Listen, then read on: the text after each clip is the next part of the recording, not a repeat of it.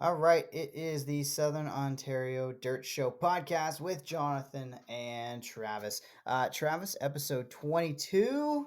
We got to start it off the right way. Which driver comes to mind when you think the number 22?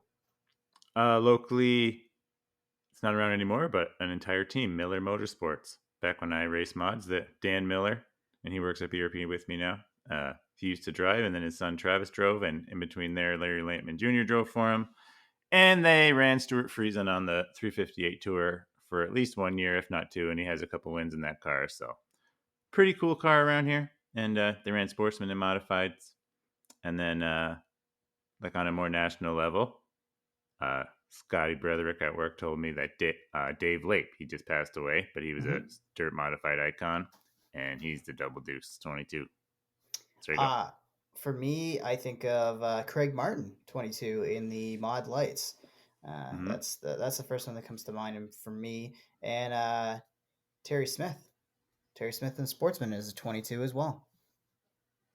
Yep, those are the ones I thought of too.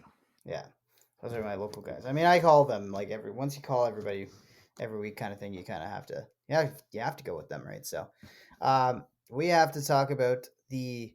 I'm tempted to call this the official Sprint Car Nats, but I know that's kind of how it felt for you guys with the traditional weekend. But technically, the third Sprint Car Nationals of the year for us around in these parts. But the 18th overall, the 18th running the Canadian Sprint Car Nationals went down Saturday at Ohsweken. I guess also before that, we also had the very first crate sprint nationals on the Friday night.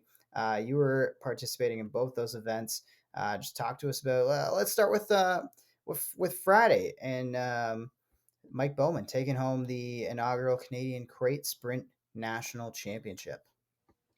Yeah, Friday track was really fast. It was one of the fastest nights of the year for the track. Usually, your fastest track nights of the year come at the beginning of the year, not at the end. But that's not how it was at Ush Weekend. It was hammered down on Friday, and it was really fun.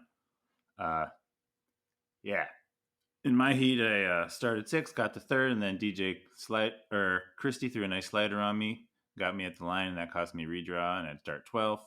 And then over adjusted for the feature, and the car was way too tight, couldn't drive it, so I had to abort mission. But yeah, Mike Bowman, $5,000 richer in the crate sprints, and it was a heck of a race. And I believe you called that, correct? Yeah, I think if we Yeah, go back to last week's episode, and so you had Bowman, I had Dryden, and Darren Dryden brings it home second, started second, brought it home second, but he led a just lot around of at it. the top five. Yeah, I know, right? That's kind of what I was like, but Bowman's been fast all year. Those are, I hope to see both of those guys dueling it out in the crates next year. you won't see that with Dryden, I'm pretty sure, because I believe they bought an engine from the Steve Poirier team. I Oh, don't know oh, if really? that's supposed to be out or not, but it's pretty much out, so that won't be happening there. Oh, At least Dryden's moving up. Travis is Yep. Travis is telling secrets on the show. I like this. I like this. Got the hot scoop. Not much of Either a way, secret, I don't whatever think. Darren. No, right? I don't. By this point in the year, with things like that start to come out, right? So Bowman, Dryden, Steve Murdoch brings it home third. Jesse Costa fourth, and Dale Curran rounds out the top five in the inaugural Canadian Crate Sprint Car Nationals. Yeah. Also running that night, the Pinty's Knights of Thunder 360 Sprints. Jordan Thomas brought it home first. Liam Martin second. I feel like I'm going to botch his name, but Chuck Hebing. Hebing? Nailed it. Am I saying that right? Yep. Nice. Okay. Josh Hansen fourth, and Paulie Cola Giovanni rounds out your top five on the Friday night of the 360 sprints. Talk to us about your run there. I know you didn't quite finish that one, but what did you see from your seat? What was the track like for you guys? Like I said, it was really fast, right? So Yeah, that's the thing. A lot of people over adjusted. Like it usually gets slick, but it didn't get slick Friday. So definitely a lot of cushion bangers and that in the top five. And as far as a crate race, like we said, Dryden led for a bit, and then like you could tell Bowman was definitely a little bit faster, and uh, and then finally on a later restart, he just finally got by him and took the win. And it was pretty much the Dryden Bowman show for that one. And then yeah, and then the the 360s was crates or the 360s was 360s. the Jordan Thomas show. Yeah, right. I was pretty impressed. I mean, looking at it, I mean, Liam Martin started second, finished second. Jordan Thomas was on the pole. He brought it home first.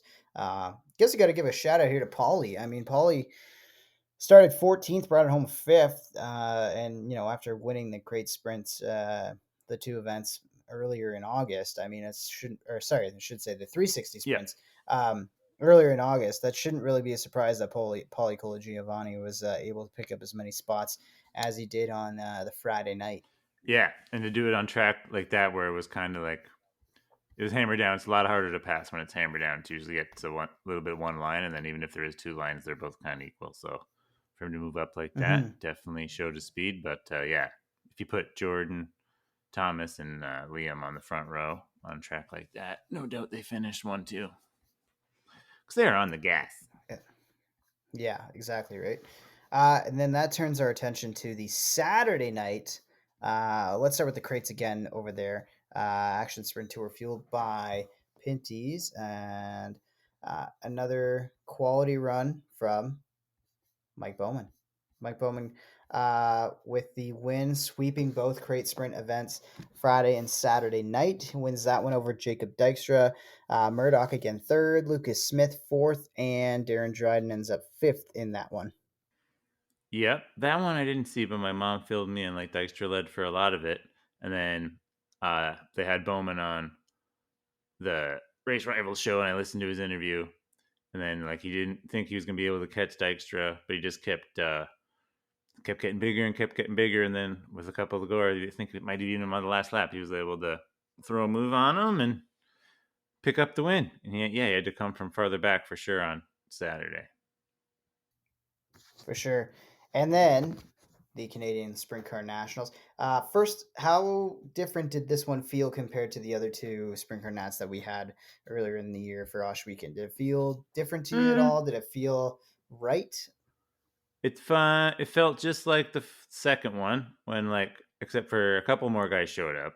Or it was mostly the thing. The only ever different one was Hebing showed up for this one, I think, on that 13 car Grand Ulm or whatever. There were a couple more guys showed up for this one, but then we were missing like Mac who crashed on the last night and couldn't run, and Jake didn't run the 360 Dykstra.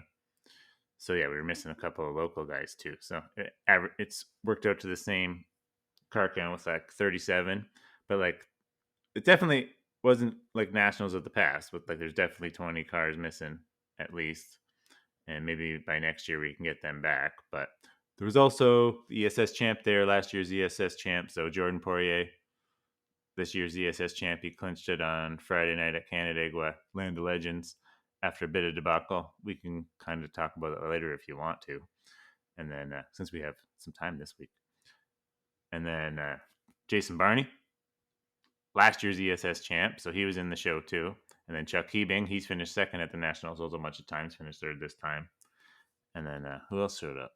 I was missing Conium, I think that, but he yeah. wasn't. I'm like, if He I think wasn't a you've factor this mentioned time. anybody else different. Yeah, it was kind of the same suspects as the Tuesday at the Yeah. NASCAR race on the Monday, Tuesday. Yeah, And I like this lap leader breakdown here, right? With Portier leading the first, he led from up until lap 11 from pole, or at least from the outside pole, I outside should pole. Yeah, say.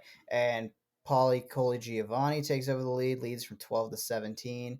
And then, 18 to 24 was led by Poirier again. So Paulie leads 12 to 17, back to Poirier. And then the closer, Ryan Turner, comes in and gets it done, winning the Sprint Car Nationals twice in the same year in two different rides. That's got to be, well, I mean, like obviously the twice in the same year thing, but even just overall, you're definitely the more knowledgeable sprint car person between the two of us. So I can't think of anything that would go against this. But has anybody ever won in two different rides for the Sprint Car Nats? yeah. I'm not sure on that. I have to go back and look. I don't think so. Poirier was always in his own car, and the only one who might have done it in two is Wayne Johnson, but I can't remember if he only. I think he might have only won once with Glenn. So I don't think so. We're gonna have to do some deep Yeah, but diving, he's or like maybe. that's like two different teams and two different chassis types and everything. Right? Exactly, right? Like Yeah, that is two completely different race cars, race teams, and everything. And just Turner flexing his muscles, flexing his skills. Um, I called it. I'm taking credit, take the pat on the back for that one because I did say that Ryan Turner was going to win it. I don't know. I just had a feeling like watching him in that 15 car since he took over that ride. Like yeah, it's got it he's rolling. been impressive. Yep. And I made a comment on Facebook of how Jenna should be crew chief for the year, like because they both won the two teams, right? And like she's the one talking in Ryan's ear, and he even said that Yeah. on our show, right? Hmm. Yeah, I don't want to take when It's impressive stuff. I said that, but I don't want to take away from Brandon Van Avery, who is the crew chief on the Club Nitro 54 team as well, and all the Burger Barn teams before that. But like, she's definitely that's his right hand person. So she's the one in his ear, and Yeah. like she knows what she's talking about when it comes to race. She comes from a racing family, so that's why I said that. But not to take away from anybody else on the teams as well. Yeah, for sure. Mikey Kreshka brings it home There we go. second. Yeah, Chuck Ebing third. we got to talk Jordan about Mike. Poirier fourth, and Mitch Brown brings it home in fifth. But yeah, how about that for Mikey? What a strong way to end the year at Ohsweken for him. Yeah, I honestly thought he was fast enough to win. uh like watching him in the dash and everything, and he won the dash. I don't know how, if it was 4 laps or 6, but he won the thing by like 3 seconds. I'm like, holy smokes, I thought for sure he was going to be able to pull it off. But yeah, he just fell back a little bit, and like at one point I was up to 10th and he had fell back like all the way to like 7th or 6th, I think. So like I'm like, I could see him like right ahead Hmm. of me on the one restart. And then yeah. Then he went back the other way and was second. And then I had a problem. I had a shock go bad, and my nose wing broke and kind of fell down. And it didn't like fall all the way down, but it had both two of the brackets, and it started to get super tight at the end, which sucked because I was on a pretty good run from 18th into the top 10. But anyway, yeah. So then Yeah. but that's okay because I got to watch Mikey Krutchka's run back, and he was passing all those guys back, roll in the middle like he does, and then got to Yeah. Ryan, and he says he didn't need that very last caution, and I definitely agree with him. And if anything, like because he was definitely faster in 3 and 4, he started ripping the top at the end, but he was trying to do something different as Ryan in 1 and 2. Maybe he should have. If only thing I'm not, but like could have followed Ryan through 1 and 2 and then ripped the top. It was really close and an awesome race with all those different leaders, and then Mike falling back and then coming back through. Like it was didn't disappoint. That's what made it felt like the Nationals Yeah. again all over. Even if it was missing cars, like the Nationals is always a banger race like that. And Yeah. even though I did have a problem, I'm glad I got to see it from the infield because it was a heck of a show. Yeah, for sure. I was impressed with it. Impressed with the quality of leaders. I mean, when you think about the fact that all the laps led by Jordan Poirier, Paulie Giovanni, and Ryan Turner, that's quite a class. And Ryan Turner, I think making history. I think making history. We're gonna need to look into this and get some stats to 100% confirm this one way or another. But I think he's got to be the first driver to win the Sprint Car Nats in two different, completely different rides. Very awesome stuff. Congratulations to Ryan. And closing out what has been a pretty awesome year at Ohsweken. I mean, you were there participating in pretty much all of it. I Yep. got to visit there for the first time in years, obviously. So that was fun for me to be out there with the Pinties and catching you guys in the Sprint Car Nationals on the Monday event. Just awesome year from Ohsweken, Yep. No doubt about it. I already can't wait to go back in May. right? Counting the days already. Is it starting to feel like the off season yet? I mean, it's not quite there for you guys yet. There's still Nope. some races to be contended. I mean, Humberstone Speedway's got the 360s a little later in October, end of September, and do you guys have a 360 race anywhere else on the schedule? Not I in think. Canada, but there is one during Super Dirt Week on the Tuesday at Utica, which I'm sure a few Yeah. locals might hit that. I'm thinking of it myself. If Yep. Humberstone goes good. And then there's a Black Rock, which is up by Watkins Glen. Not Black Rock, it's called Outlaw now. Sorry. Outlaw Speedway, Yep. Dundee, New York, by Watkins Glen. And they're doing one. They're having them tomorrow. I bet you locals Yep. won't go to that one, but they're also having one in like October 22nd ish. So I bet you a Yep. few locals will hit that one. And then that'll probably be it for everybody, unless they travel really far. Yeah, it's gonna be interesting to see what happens the rest of this year. And I'm looking forward to the off season, taking a bit of a break. But at the same time, now that things are winding down and it's hitting me that we're hitting the off season, I'm like, okay, I kind of wish I was going and doing more stuff. So, but there is rumors and talk of maybe heading down to Charlotte for World Finals. I don't know. We haven't. I don't know for sure. Well, you cover World Finals, and I'll cover.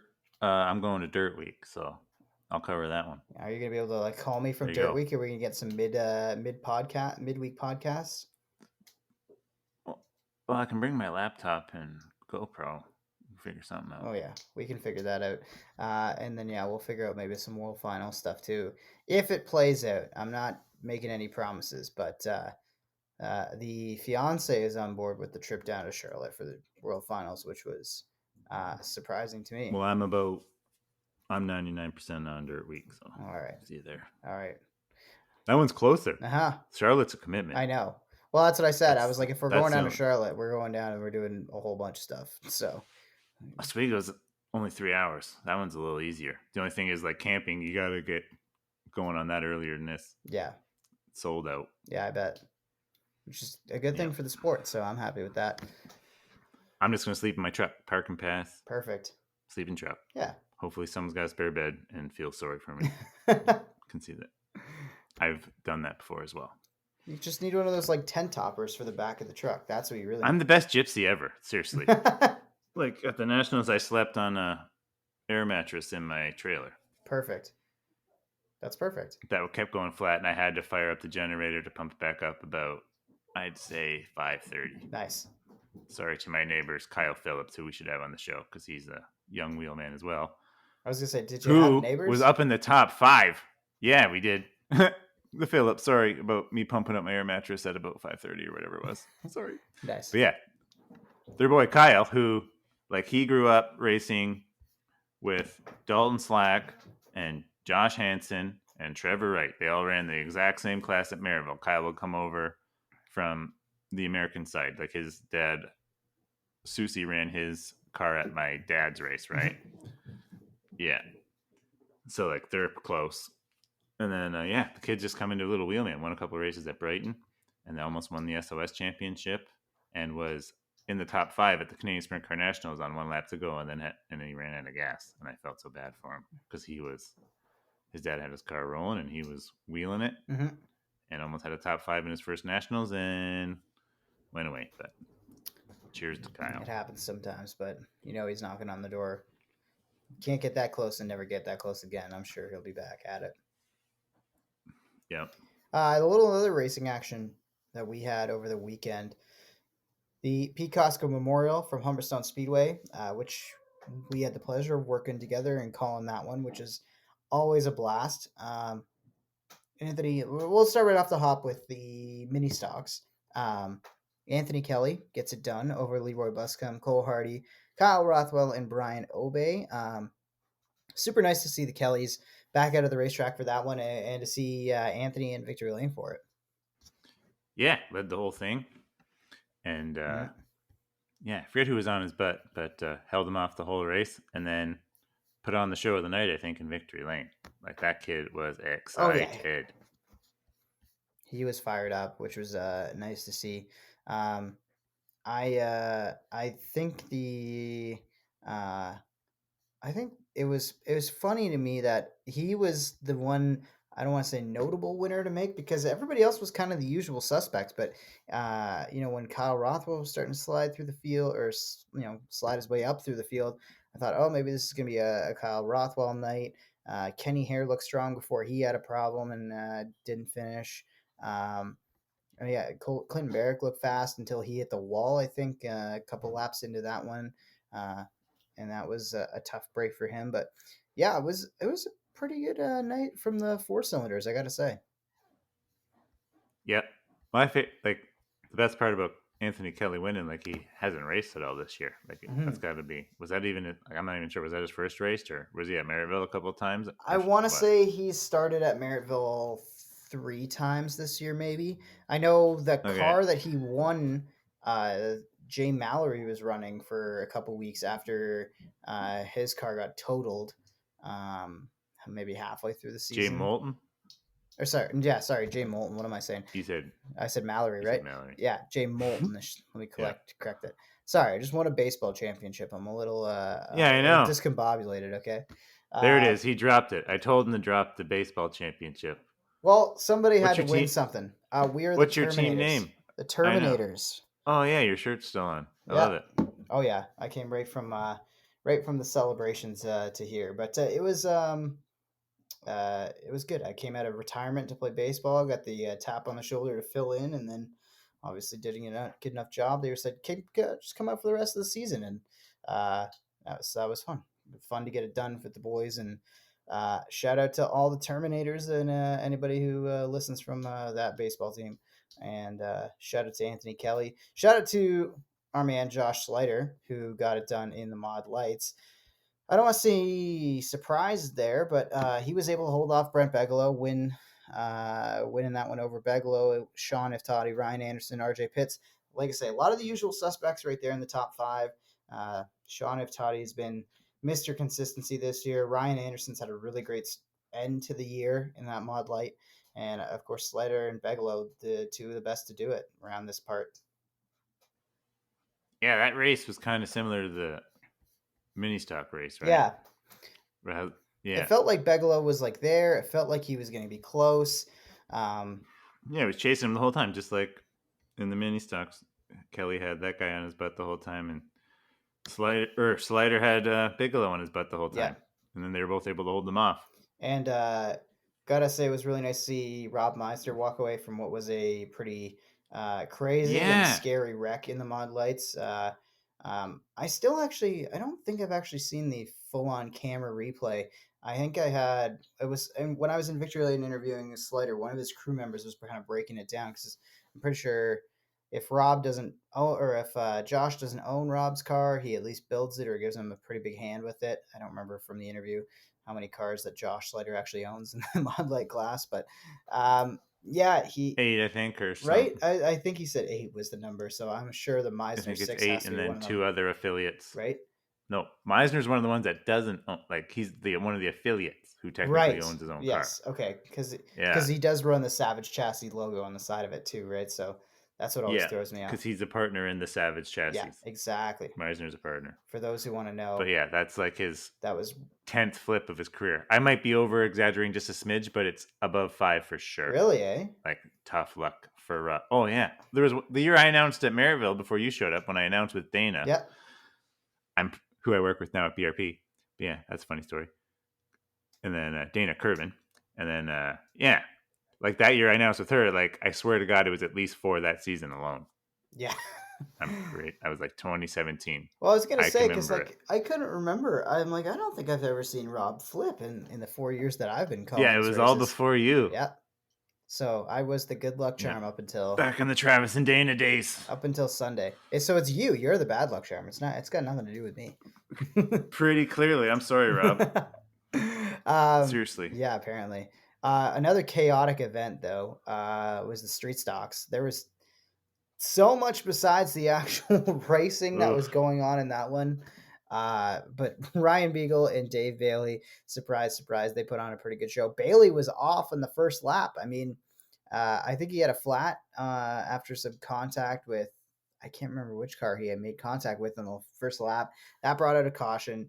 Bailey pits, basically loses his track position, which he started fifth. I think he was battling. Wasn't he battling? I think was it Fontaine that he got together with? Because I remember Fontaine lost a wheel. Yeah, So I think that's what it was. I Yeah, Fontaine lost a wheel and collected Bailey. yeah, right. So like I wasn't even anybody's fault. Like I the wheel just fell off in the first corner, and uh you know Fontaine was just trying to get to the infield, and Bailey was trying to go underneath him, and they make contact. Bailey cuts down a tire and has to pit. Goes from fifth to last, essentially. Comes right out and starts carving up the field to get back to the front, and uh, another Beagle Bailey classic, winning it over Jim Lampman, Donnie Lampman, and Evan Curtis running at the top five. But yeah, how about Ryan Beagle, another former guest, getting it done in the 84 RK? Yep, now he's won all 3 tracks last week in Maryville, Humberstone. And like I said on the PA. I think Sunday. It was like watching the Ohsweken show at Humberstone. Yeah, right. Them two going at it, Yeah, and then yeah. yeah. Bailey was trying a lot of different lines, a lot of different runs, and But Beagle just. we can talk about the other stuff on the street stocks too, Well, I mean, because like what else do we have to get into? the only thing is Like, I like the Pete Reed and Zach Bleach thing. there was We're gonna that. have to There was the talk about Trevor that. Want incident before that, right?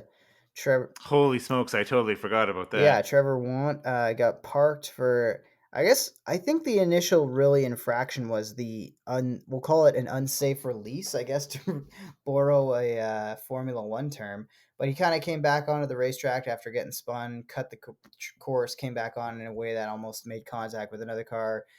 He took off speeding through the pits, and that was enough for track officials to say, "Yep, your night is done." So he gets parked. And then I think what was it? The initial was it the very next restart where Pete Reed gets collected in an incident, comes back on. He was up there. He was like what, second or third, collected in an incident. Yeah, It might have even been Trevor Want's something spin like that that. might have brought it out. Oh, now I'm trying to remember. There was so many details, but there was 4 or 5 cars Yeah, piled up in 1 and 2. Reed was one of them while he was running inside the top 5. He goes to the pits, gets everything worked on, repaired.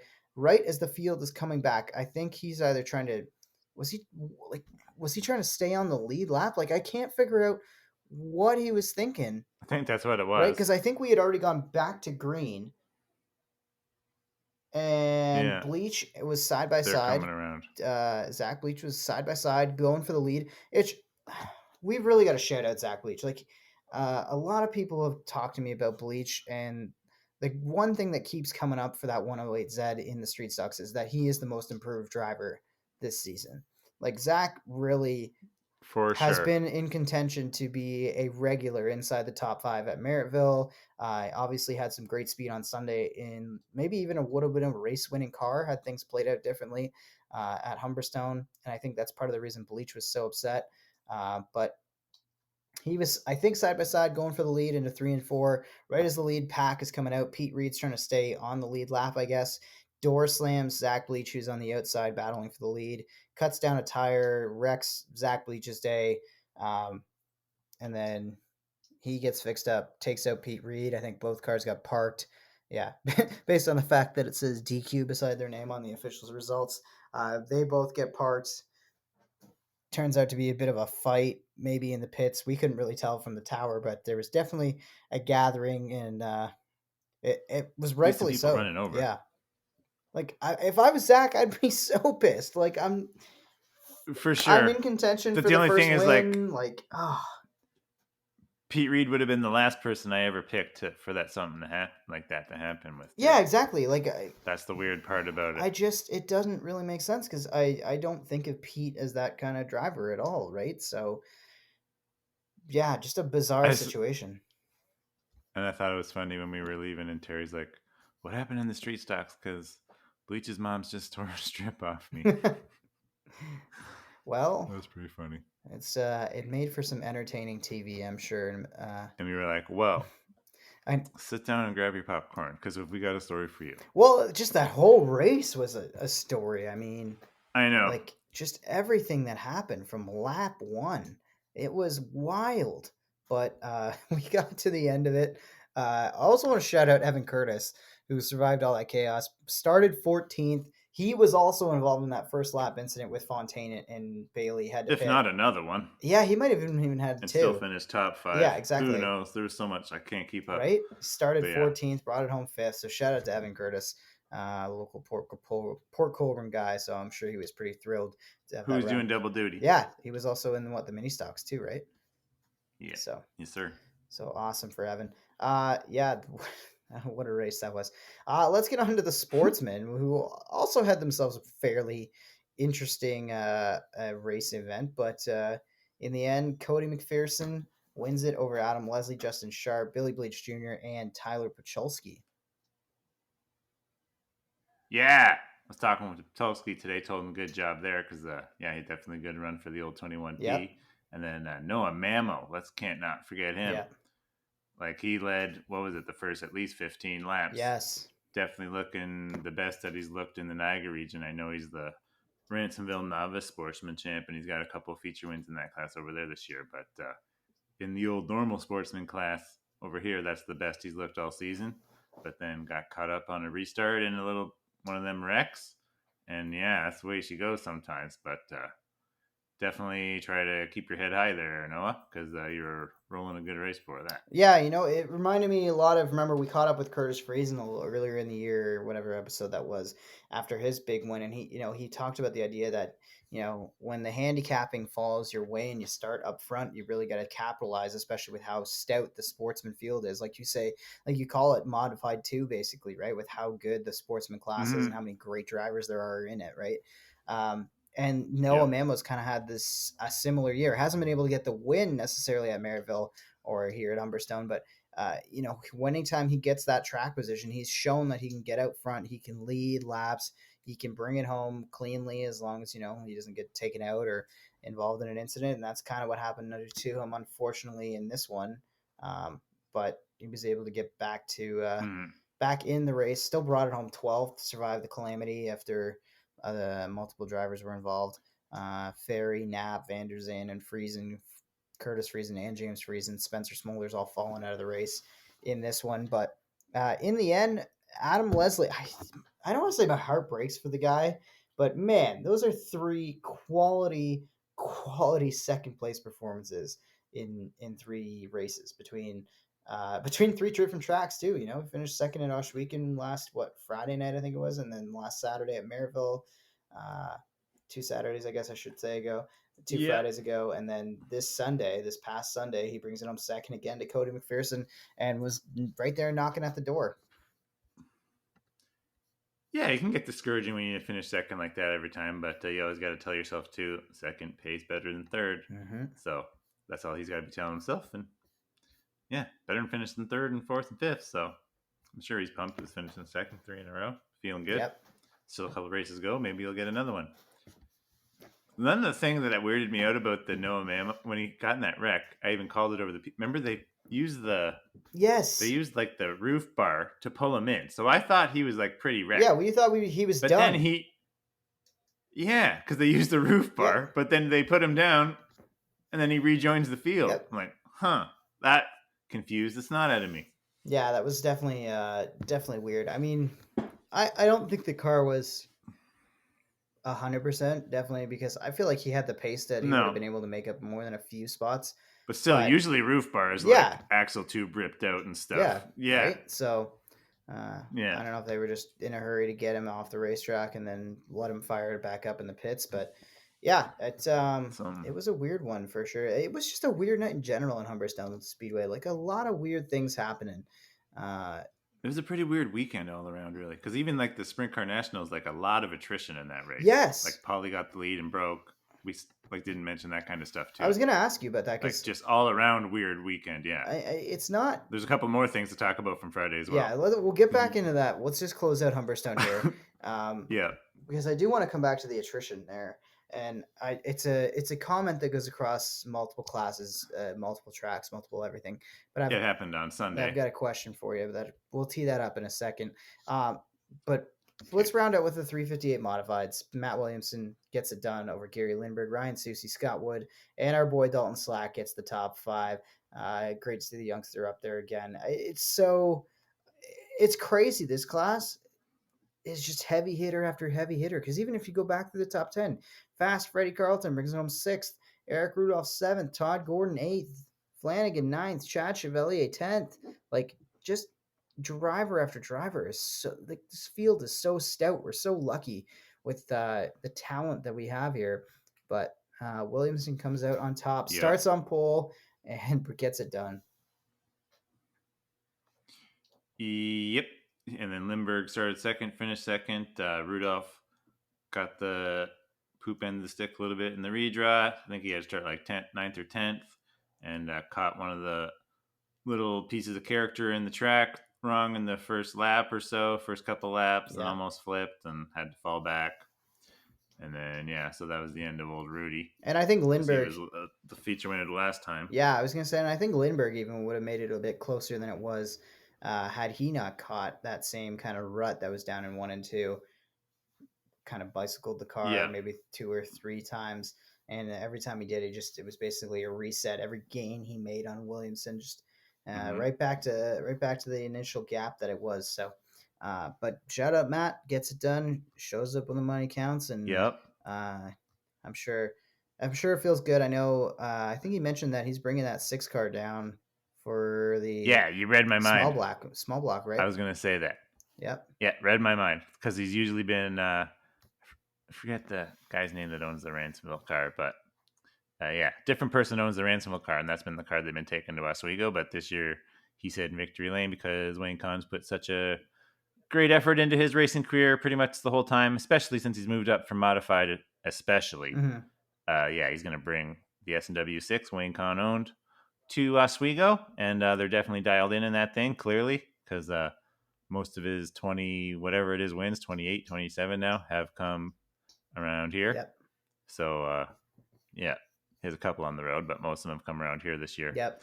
So he's got that thing dialed in. So he's bringing that thing to try to get the 20 grand at Oswego in the salute to the troops 150, if that's what they still call it. But That's what it should be. pretty sure it That's is. what it should be called. Yeah.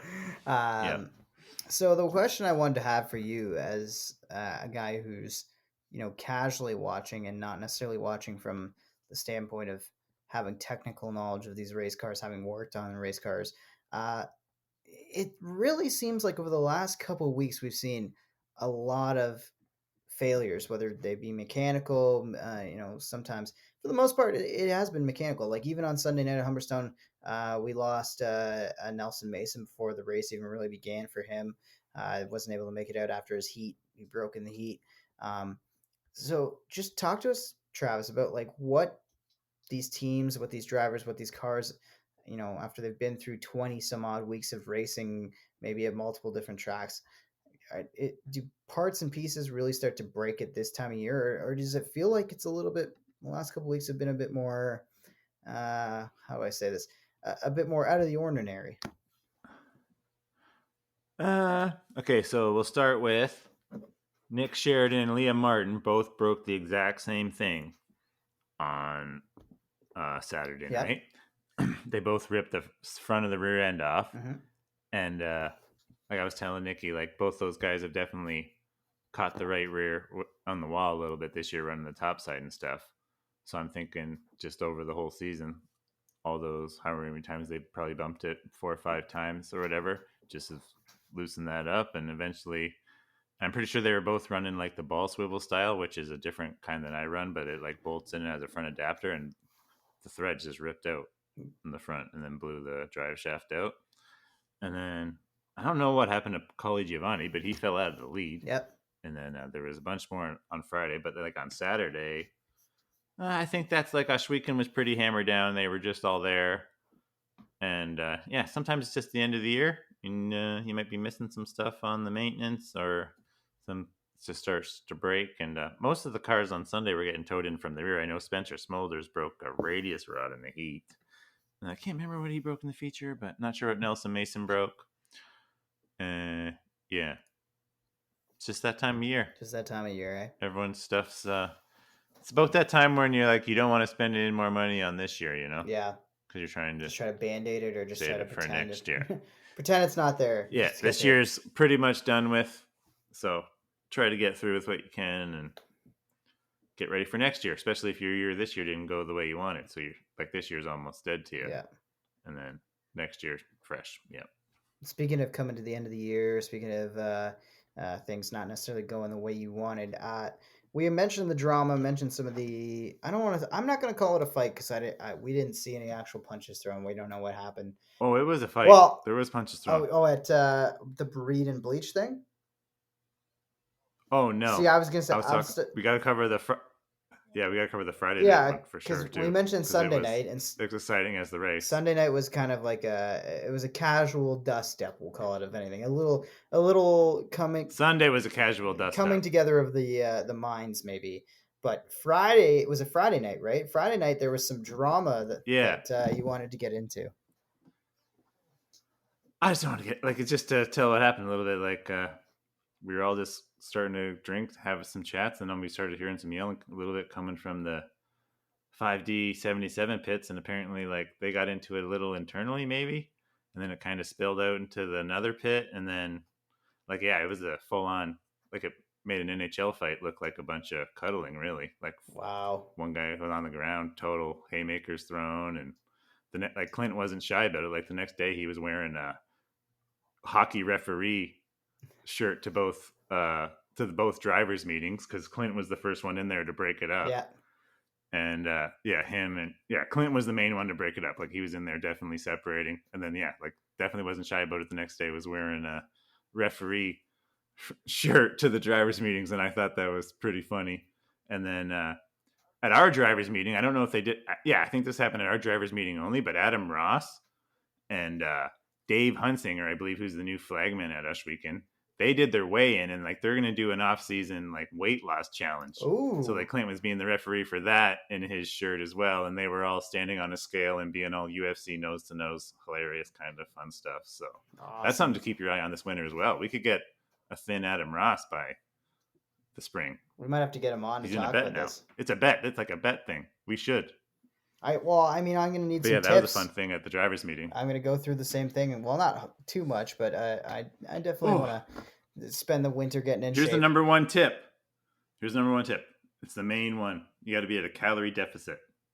Well, that's just There's no other rule one. that is Yeah, I science. know, but that's the main thing. That's true. Yeah, that's the number. That's it. Like if you're not doing that, it's not going to work Can out I well. burn calories in iRacing? A little bit, not as much as at the gym though. All right, I guess I have to mix it. You're definitely sweating after like some sprint car races are 50 laps, and you are definitely feeling it after. There's no doubt about that on iRacing as well. Well, I mean, like, I don't think I'm ever gonna be sweating there were. You drove that race at Maryville a couple weeks ago, and all three of the guys I talked to in Victory Lane, Ryan Turner, I think it was Mitch Brown, and was it Nick Sheridan that brought it home third? I don't remember who brought it home third in that week. Now I'm really No, was it Corey? Oh wow, I can't remember. But whoever the podium was a maybe. couple weeks ago that I just talked to, everybody got out of the race car and they were beat and they were sweating pretty good. So I'm sure if I can get half as sweaty and intense as that in iRacing, I will take it. If I can elevate the heartbeat just a little bit from iRacing, that works for me. So. But so Mm-hmm. this is going to be a bit of a shorter episode for us. I think we're going to skip the interviews because we're not going to have too much racing to talk about next week. Humberstone Speedway is hosting the Flat Track Nationals. If you're into motorcycle racing, if you're into Yeah. bikes at all, you should really go check it out because it's a pretty cool event. My brother loves watching flat track stuff, so we're talking about maybe checking it out if we can get to it. But it's I think it's going to be pretty interview heavy in the next coming weeks. Start to set up some of those Yeah. family interviews. We got a lot coming down the pipeline, as always on the Southern Ontario Dirt Show. But it was good to just have one of these ones for us, eh? Yeah. Yeah, I just want to say we did have Bailey Hurd lined up for tonight, but technical difficulties didn't work out, and Bailey won Rookie of the Race. He had a top 10. So, the team that has their little car, and I call them the shed shop because they literally work out of a shed like Bubbles Yeah. lives in, and they got it all organized in there, and it's pretty awesome actually. But he was lined up to come on tonight, but we're gonna have him next week along with I say we can do like at least 3 or 4 interviews next week with not much to cover. A few locals are going to Brighton, Applefest Shootout. It's their biggest race of the year, so I know Dalton Slack's going for sure, and lots of other locals. Big paying race there for the 358s and Sportsman Friday night, 358 the big show Saturday night, and then Delaware. I even know it's not dirt, it is Southern Ontario. Like Delaware's got a huge weekend this weekend. Pinty's as Fall well. Brawl. It's for anyone want to catch racing around here. Yep. Yeah, it's Pinty's Fall Brawl. It's not quite over yet. And the APC as well, and APC Super Stocks, and I think there's Oscar Modifieds, and there's some sort of midget there, and so many things.